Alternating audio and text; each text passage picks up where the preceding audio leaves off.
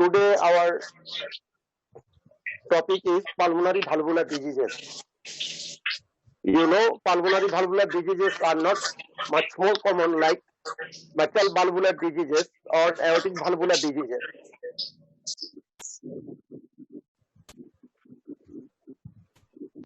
Now, pulmonary valve, this is a right ventriculoarterial tricuspid valve made of precast. Among the pulmonary valvular diseases, pulmonary stenosis is most common. Other pulmonary valvular diseases are pulmonary regurgitation and pulmonary ectasia. You see, it's a pulmonary valve showing pulmonary leaflets are thick and mildly calcified, and there is a narrow opening, and there is draining of the pulmonary valve. Typical characteristics of pulmonary stenosis. Now, where can stenosis occur? Stenosis can occur at three levels of pulmonary valve. At the level of valve, so at the level of supravalvular level and subvalvular level. Most common is valvular pulmonary stenosis. In valvular pulmonary stenosis, valve leaflets are thickened and or narrowed, so there is fusion of valve, leave a small eccentric hole in middle. In case of supravalvular pulmonary stenosis, the pulmonary artery just above is narrowed.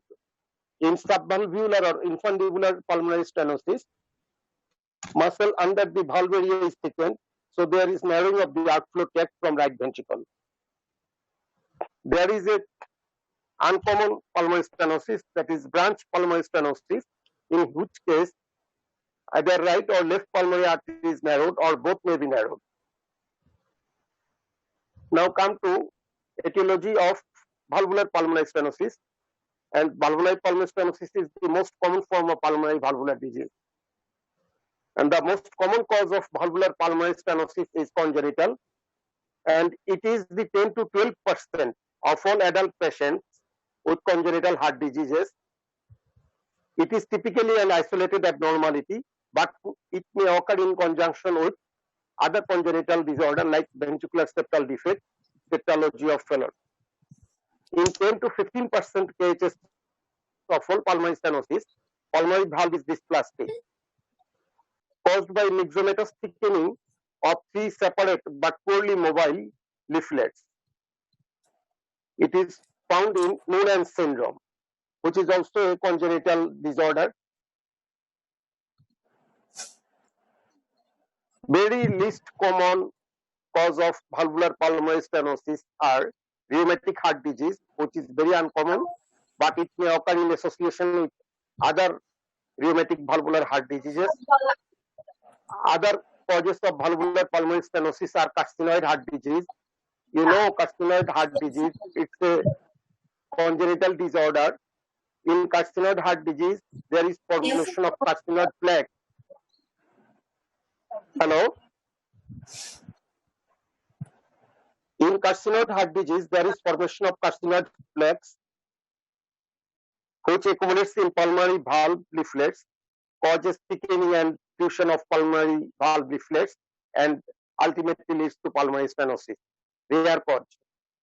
Pulmonary stenosis is also found in association with septology of Fallot's, in which case pulmonary valve is a bicuspid valve.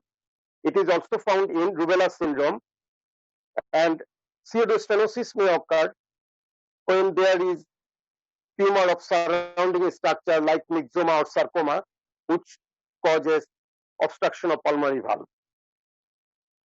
Now, what is the pathophysiology of pulmonary stenosis? In pulmonary stenosis, due to narrowing of the pulmonary valve, right ventricle have to work hard to overcome the obstruction, but it fails to pump forward efficiently. So pressure build up both in right ventricle and in right atrium, and this back pressure leads to fluid retention and swelling. Now, what are the common clinical presentation of pulmonary stenosis?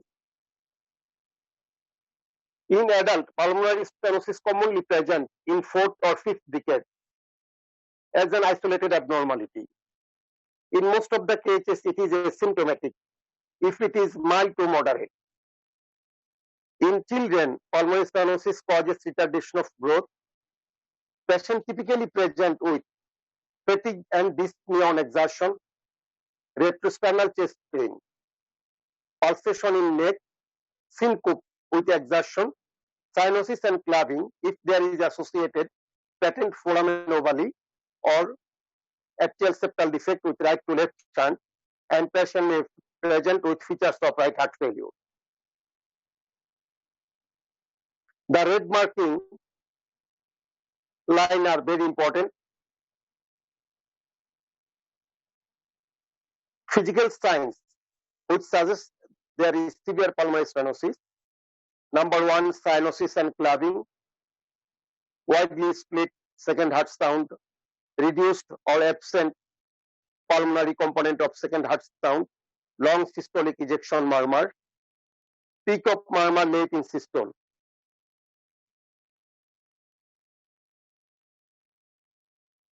Physical findings in chest. Apex is normal in palpation. Right ventricular heat along the left sternal edge. A thrill may be felt in suprasternal notch and at second left intercostal space. First heart sound is normal in auscultation. Second heart sound is often split widely, and degree of splitting increases with worsening stenosis due to delay in pulmonary component of second heart sound. In mild stenosis, intensity of pulmonary component is increased but is diminished in severe stenosis.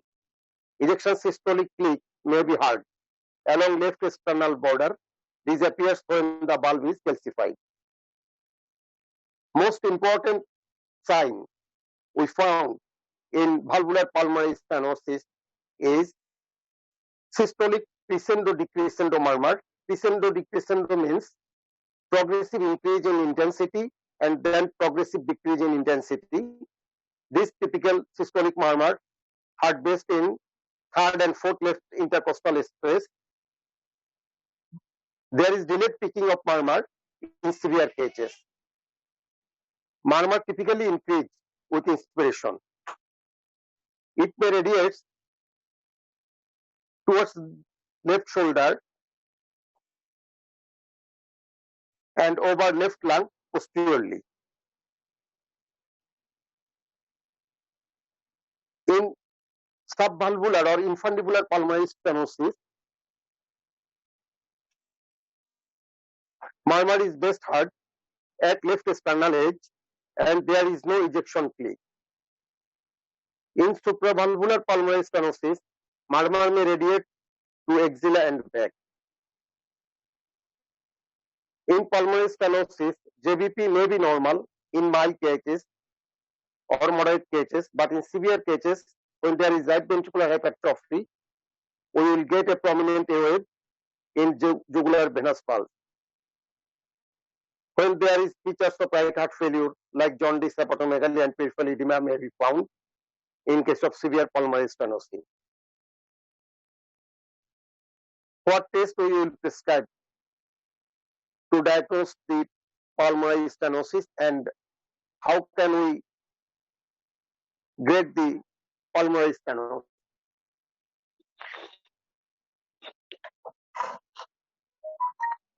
Chest X-ray. In chest X-ray, we will see there is post-stenotic dilatation of main pulmonary artery, diminished peripheral pulmonary vascular marking, dilated right atrium and right ventricle. Echocardiography is most important for diagnosing and quantifying the severity of pulmonary stenosis. You see, this is chest X-ray PA view.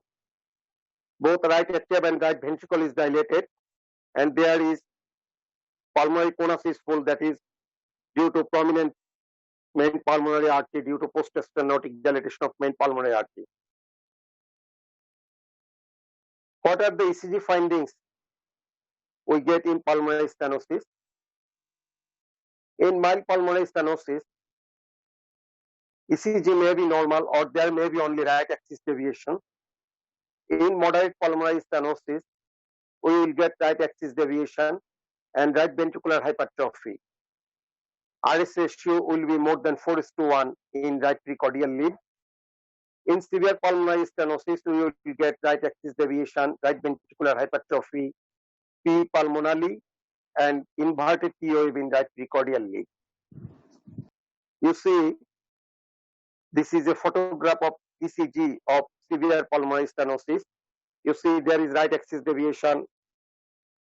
QRS complex is negative in lead 1 and it is positive in lead AVR. There is very tall R in right precordial lead V1, V2, V3, and there is also T inversion, deep T inversion in right precordial lead. So there is right ventricular hypertrophy, inverted T wave, and right axis deviation. Now the most important and characteristics diagnostic tool for pulmonary stenosis is echocardiography. What will we get? In 2D image, we will see pulmonary valve leaflets are thickened, may be calcified in valvular pulmonary stenosis. We will get systolic doming of leaflets with reduced excursion and restricted opening of valve, which we showed in earlier slide. Hello? There will be post-stenotic dilatation of main pulmonary artery. In subvalvular pulmonary stenosis, pulmonary valve leaflets may be normal and there is no post-stenotic dilatation of pulmonary artery. We will get a discrete muscular band in the right ventricular outflow tract. In supravalvular pulmonary stenosis, we will see there is a discrete shelf-like band in pulmonary artery. In valvular pulmonary stenosis, we will see the right ventricular free wall thickness will be more than 5 millimeter. With or without dilated right ventricle, more than 22 or 23 millimeter, and there will be paradoxical movement of interventricular septum. You see in this picture, the pulmonary valve is thickened. The pulmonary valve is thickened, mildly calcified, and there is a very narrow opening in pulmonary valve. You see, and this is the pulmonary artery, main pulmonary artery. It is widely dilated. Post-stenotic dilatation of main pulmonary artery. In M mode image, we will get a prominent A wave.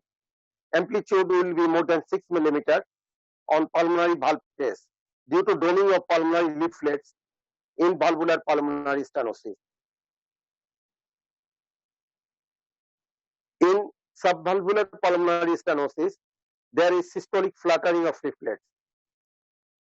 You see in this picture, here you see the indicator, which is A wave. So the depth of A wave is very large and it is more than 6 millimeter.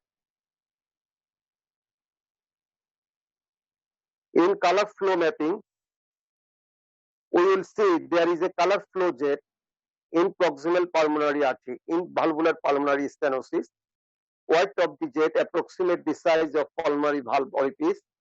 In subvalvular pulmonary stenosis, jet is just below the valve, and in supravalvular pulmonary stenosis, jet will be above the pulmonary valve. Now Doppler echocardiograph. Normal peak pulmonary systolic outflow velocity is 0.5 to 1 meter per second or less.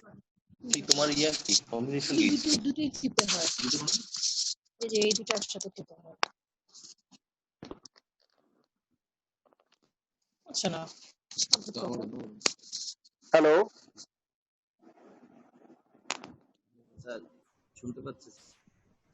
Okay. So Doppler echocardiogram, which is most important for grading the severity of pulmonary stenosis. Accurate peak Doppler velocity may be difficult to obtain from the external window, Sampling of highest peak velocity may sometimes be accurate from apical or subcostal approach. Doppler spectral display from sampling within the infundibulum typically demonstrates the dagger-shaped late-peaking systolic signal, which is characteristic of dynamic obstruction. We will show it later on. Now, how can we grade the severity of pulmonary stenosis? If the peak pressure gradient is less than 30 millimeter mercury and jet velocity is less than 3 meter per second, the pulmonary stenosis is mild. If the peak pressure gradient is between 36 to 60 millimeter mercury and jet velocity is 3 to 4 meter per second, the stenosis is moderate. When peak pressure gradient exceeds 60 millimeter mercury and jet velocity exceeds 4 meter per second, we will call it severe pulmonary stenosis. Now you see, it's a continuous wave Doppler across the pulmonary valve. So the Doppler image below the baseline showing the velocity of pulmonary valve. In this case, the peak pressure gradient is 41 millimeter mercury. I think you can see this. So it is a case of moderate pulmonary stenosis. This is very important. You see this picture. This is also a continuous wave Doppler tracing across the pulmonary valve. Here you see there are two varieties of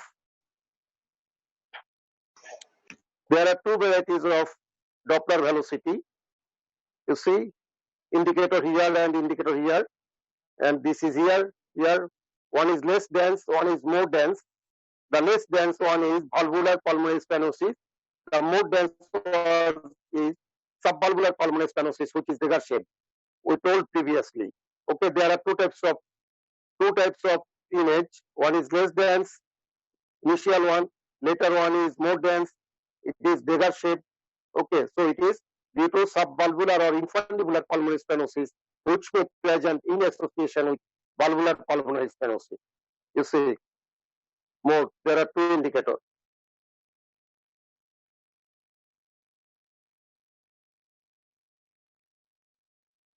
So after diagnosis of pulmonary stenosis, we have to manage the patient. How will we manage? Mild to moderate pulmonary stenosis has a good prognosis. Intervention is rarely necessary. But patient with severe pulmonary stenosis needs therapeutic intervention for relief of stenosis. Treatment of choice is balloon pulmonary valvuloplasty, usually leading to 75% decrement in transvalvular gradient following a successful procedure. Success depends on mobility and pliability of valve, and prognosis depends on right ventricular function at the time of procedure. Hypertrophic subpulmonary stenosis that may accompany the valvular stenosis usually regress following successful valvuloplasty. Valve replacement is only needed in severely calcified valve, dysplastic valve, or when there is associated severe tricuspid regurgitation. Now, what is the ACC-AHA guidelines for intervention in pulmonary valvular stenosis? Class 1 indication of balloon valvuloplasty. Balloon valvuloplasty is indicated in symptomatic patient with more than 30 millimeter mercury peak-to-peak gradient across the pulmonary valve at cardiac catheterization, and in asymptomatic patient when the gradient is more than 40 millimeter mercury. Class 2 indication, pulmonary balloon valvuloplasty is reasonable if gradient is 30 to 39 millimeter mercury by cardiac catheterization across the valve in asymptomatic young adult. Now, balloon pulmonary valvuloplasty. It is the method of choice for treatment of isolated pulmonary stenosis without dysplastic valve, which is found in Noonan syndrome. The proposed mechanism for successful balloon valvuloplasty is predominantly mechanical separation of congenitally fused commissure. Patients with moderate pulmonary stenosis and who have symptoms of exercise intolerance will probably benefit from balloon valvuloplasty. Patients with severe pulmonary stenosis or those with evidence of right ventricular dysfunction may benefit from pulmonary valvuloplasty even in the absence of symptoms because of significant afterload that the obstructive pulmonary valve places on the right ventricle. The chosen balloon diameter relates to the valve annulus and should be usually chosen around 130%. Now, techniques of pulmonary balloon valvuloplasty. Careful measurement of pulmonary valve annulus diameter on echocardiogram for balloon sizing. A right heart catheterization is done to document the pulmonary valve gradient and to exclude a significant or very severe subvalvular or supravalvular stenosis. A right ventricular angiogram is done in anteroposterior and lateral view to determine the exact location of pulmonary valve and to confirm sizing of pulmonary annulus.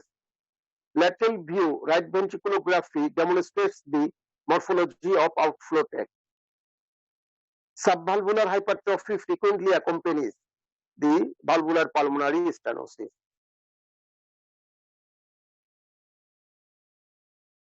Significant subvalvular hypertrophy may accentuate as a result of afterload reduction following successful valvuloplasty, and severe hypotension may develop as a consequence of subvalvular dynamic obstruction, referred to as twisted right ventricle.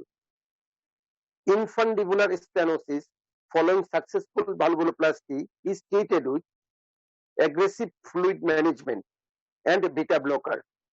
Follow-up study shows this infundibular stenosis will regress within weeks to months following balloon valvuloplasty.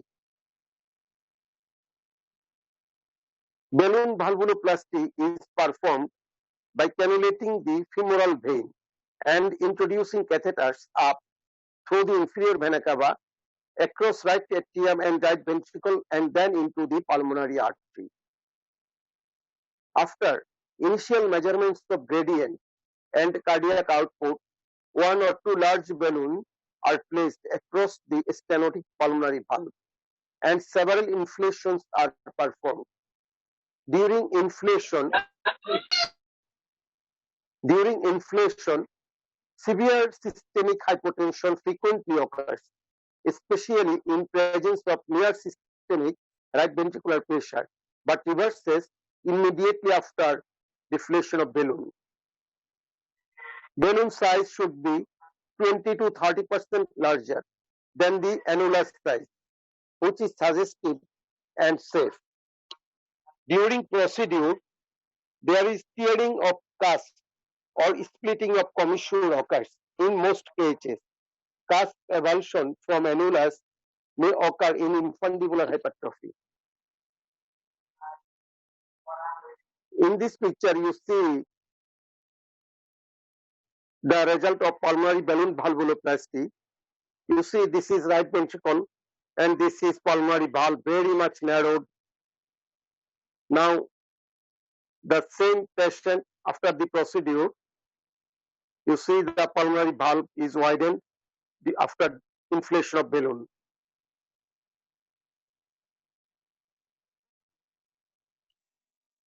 Pregnancy and pulmonary stenosis.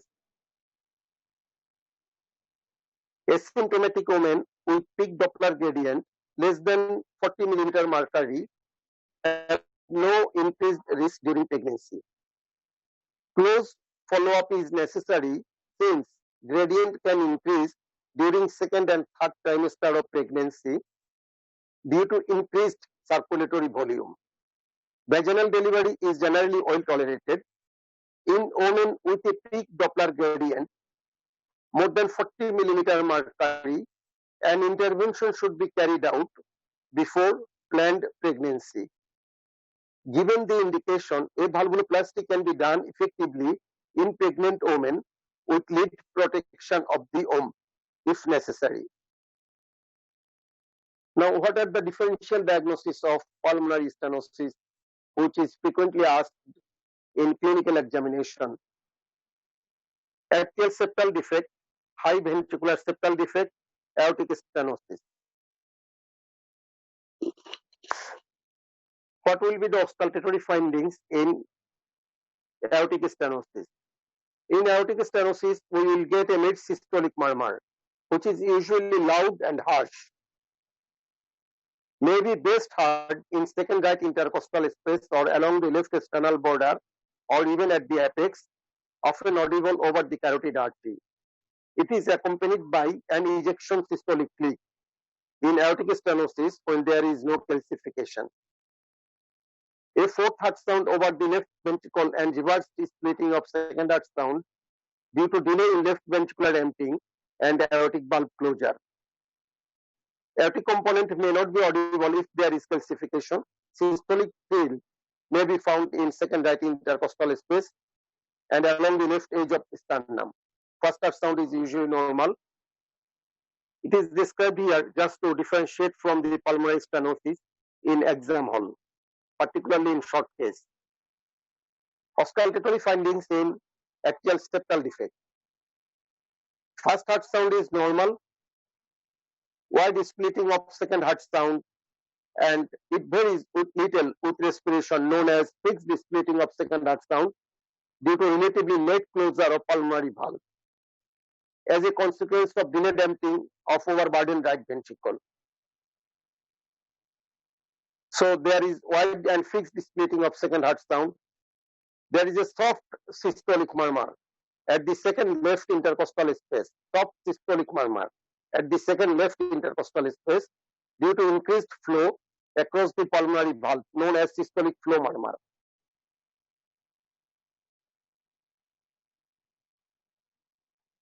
A mid-diastolic murmur at lower left sternal edge when the defect is large. QPQS ratio of 2.5:1 or more, secondary to increased flow across the tricuspid valve. A hollow systolic murmur of mitral regurgitation in patient with ASD primum. Auscultatory findings in tetralogy of Fallot. First heart sound is normal. Second heart sound is single because of inaudible P2. There is a prominent systolic ejection murmur, often accompanied by trill in second or third left intercostal space, unless the stenosis is so severe that no blood traverses it. The shorter the murmur, the more severe the infundibular pulmonary stenosis. It is described here just to differentiate from pulmonary stenosis in exam hall in a short case. Auscultatory findings in ventricular septal defect.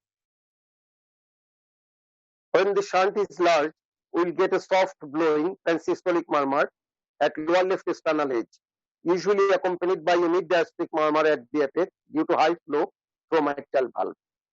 When the large defects become smaller and flow is restrictive, and if it is left untreated, the murmur will be high-pitched and louder in nature. A smaller muscular defect may produce a high-frequency early systolic murmur that ends before second heart sound because of closure from muscular contraction of the septum. What are the complications of pulmonary stenosis? Infective endocarditis, right heart failure, arrhythmia. In pulmonary stenosis, valvular pulmonary stenosis, infective endocarditis is common, so prophylaxis is recommended. Right heart failure, patient present with features of right heart failure in severe pulmonary stenosis. And hello, and arrhythmia. In severe pulmonary stenosis due to dilated right atrium, we will get some supraventricular arrhythmia like atrial tachycardia, atrial flutter in severe form of pulmonary stenosis if it is left untreated. Now, pulmonary regurgitation.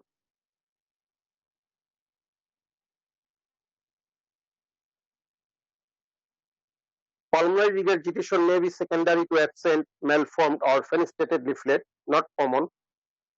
Common cause of pulmonary regurgitation is secondary to dilatation of bulb ring due to pulmonary arterial hypertension from mitral stenosis, chronic lung disease, pulmonary emboli. It may be secondary to infective endocarditis, Carcinoid syndrome, Marfan syndrome, iatrogenic following repair of top or due to pulmonary artery catheterization. So in this case, iatrogenic pulmonary regurgitation may occur. Very rarely it may be from rheumatic fever or tuberculosis. Now, clinical presentation of pulmonary regurgitation. Mild pulmonary regurgitation is asymptomatic. It is well tolerated for many years.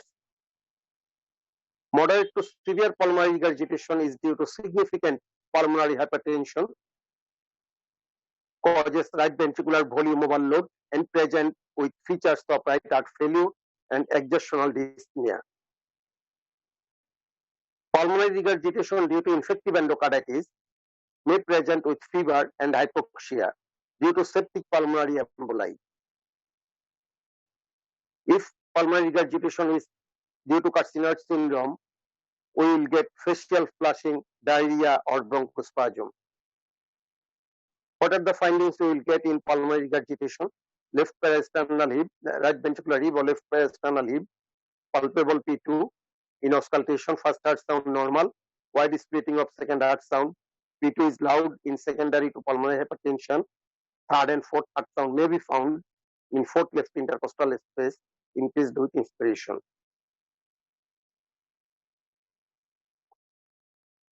On examination,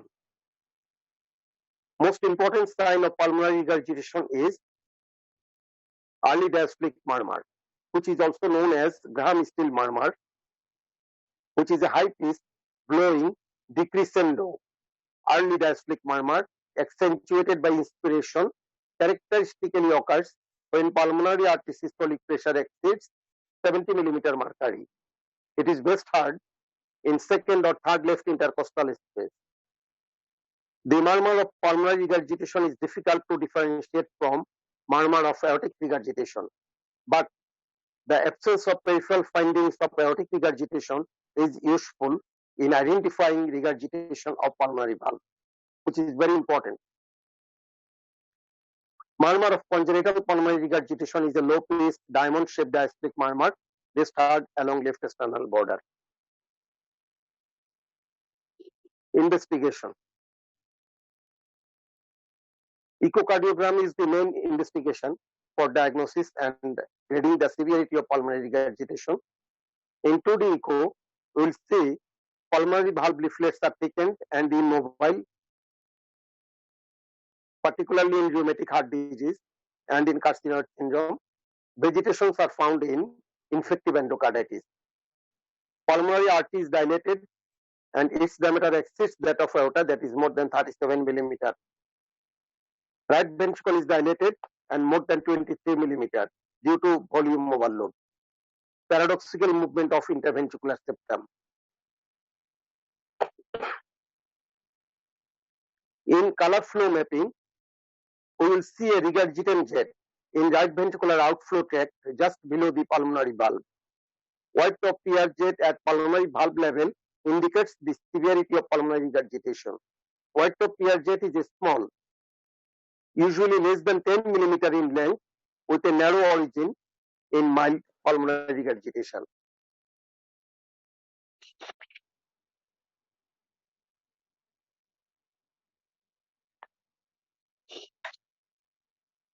Now you see a picture of pulmonary regurgitation. You see here pulmonary regurgitation, very trace, very narrow jet. You see this is mild pulmonary regurgitation, and in this picture you see extreme right the moderate pulmonary regurgitation, the white pulmonary regurgitant jet.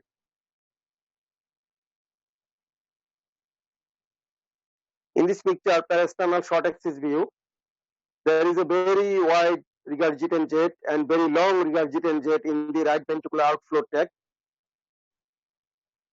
it indicates the severe pulmonary regurgitation. In continuous wave Doppler, in case of mild pulmonary regurgitation, PR jet is faint or there is a slow deceleration. In moderate PR jet is dense. In severe PR jet is dense, steep deceleration with early termination of diastolic flow.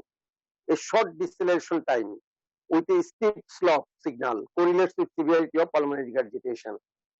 In this photograph, you see the PR jet. Here, this is the normal pulmonary valve velocity, pulmonary valve flow, but it is the PR jet. You see, it is less dense, and there is a slow deceleration. So this is a case of mild pulmonary regurgitation. And in this photograph, you see the density of pulmonary regurgitation. You see, density is much more higher than the previous photograph, and the density is almost equal to normal pulmonary valve flow. So the density is higher and there is a rapid deceleration of PR flow. It indicates the severe pulmonary regurgitation. Now in this picture you see different grades of pulmonary regurgitation. Most above photograph you see this is mild pulmonary regurgitation. The jet is not dense, it is faint and there is a slow deceleration.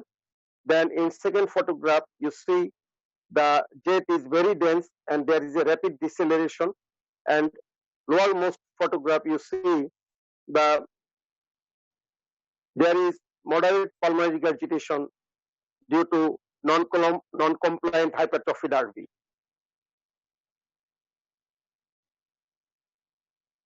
Now regurgitant fraction. Severity of the pulmonary regurgitation can be assessed by regurgitant fraction. It is the ratio of diastolic pulmonary regurgitant flow to systolic forward flow. If regurgitant fraction is less than 40, the PR is mild.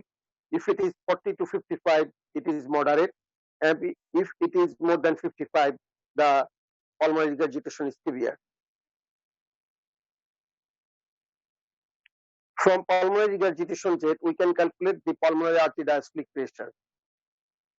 Pulmonary artery diastolic pressure is calculated from pulmonary regurgitation jet velocity from the following equation: 4 into PR end velocity square plus right atrial pressure. Normal PADP is 8 to 15 millimeter of mercury. Mean pulmonary artery pressure can be calculated by following formula, that is pulmonary artery systolic pressure plus 2 into pulmonary artery diastolic pressure divided by 3. You see, this is a picture of pulmonary regurgitation from which we can calculate the pulmonary diastolic pressure, that is the peak pressure gradient of pulmonary regurgitation flow plus right atrial pressure. So it is 37 millimeter mercury in this case. So we can calculate PADP from this equation also. Now treatment of pulmonary regurgitation. Treatment of primary condition which causes pulmonary regurgitation often ameliorates the secondary PR. Vasodilator therapy given for pulmonary hypertension can reduce the severity of secondary PR. The final treatment is surgery, that is pulmonary valve replacement by bioprosthesis or pulmonary allograft when definitive treatment is required. Prognosis depends on treatment and prognosis of primary cause. Another pulmonary valvular disease is pulmonary atresia. It's a form of heart disease in which the pulmonary valve does not form properly. It's a congenital heart disease. In pulmonary atresia, the valve leaflets are fused. This causes solid sheet of tissue to form where the valve should open. As a result, very little amount or no blood reaches into the lung. It may be associated with ventricular septal defect, which is an extreme form of tetralogy of Fallot. We have to deal with pulmonary atresia just immediately after birth to save the baby. Otherwise, emergency intervention is required to save the life. So this is the conclusion of our discussion on pulmonary valvular diseases. If there is any question from audience, you can ask me.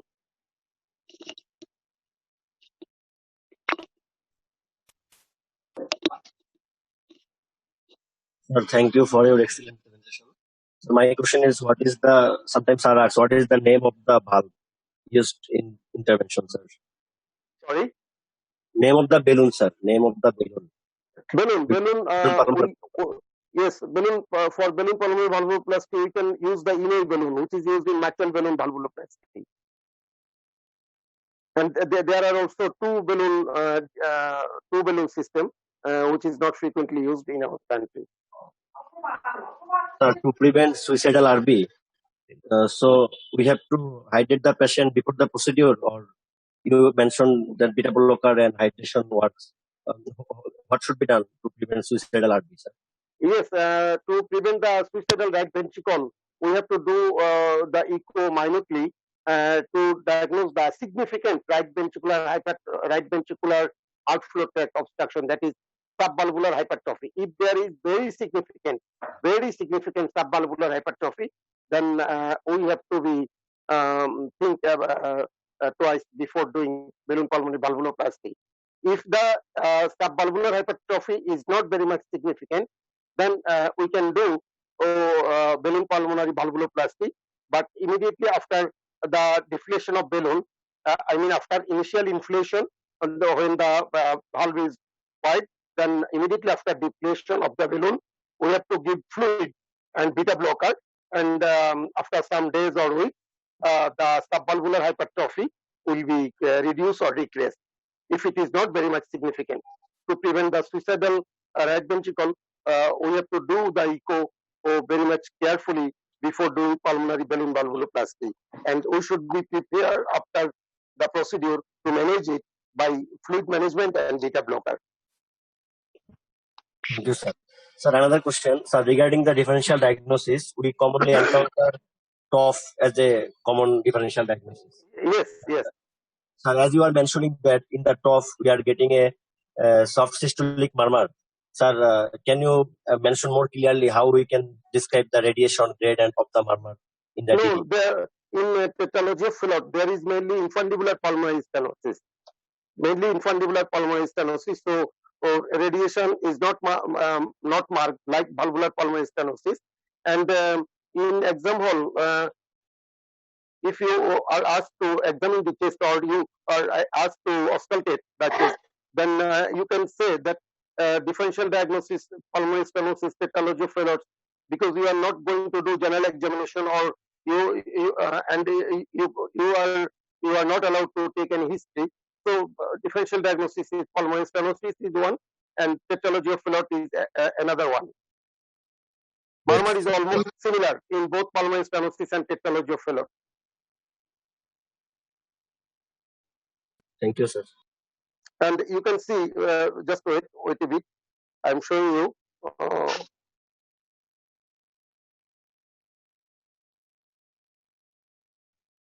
You see, in auscultatory findings in pathology of Fallot, there is a prominent systolic ejection murmur, not systolic murmur. Prominent systolic ejection murmur, often accompanied by thrill in second or third left intercostal space, unless the stenosis is so severe that no blood traverses it. Okay, it is mainly due to infundibular pulmonary stenosis, and you see in pulmonary stenosis, you see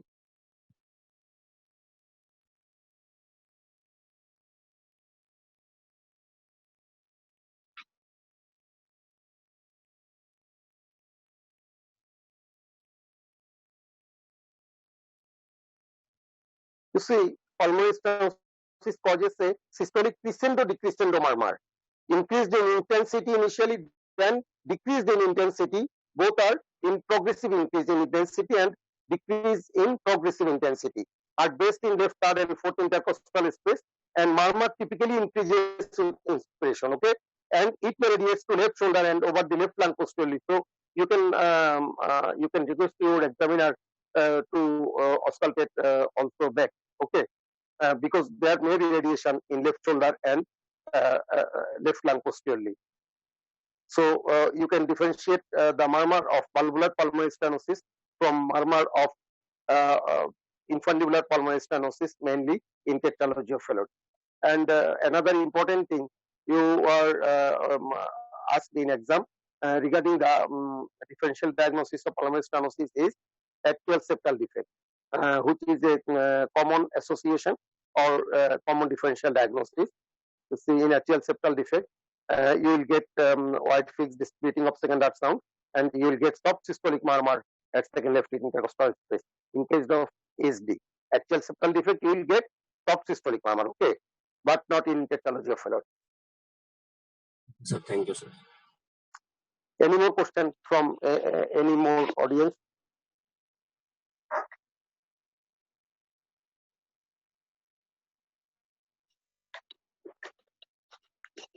Excuse me, are you listening to me?